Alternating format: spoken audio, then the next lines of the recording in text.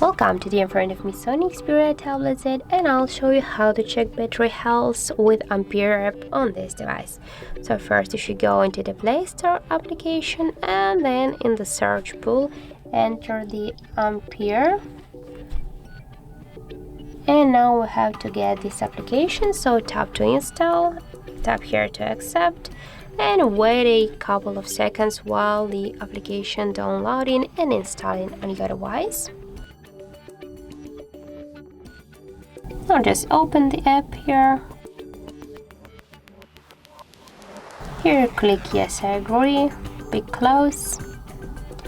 Here tap to OK on the left down corner, and as you can see here we got the section with the health of our battery. In our case that's good.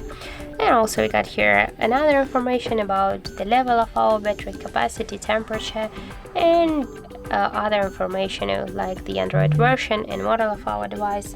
So that's it. Thank you guys for watching, and if you found this video helpful, don't forget to leave a like, comment, and to subscribe our channel.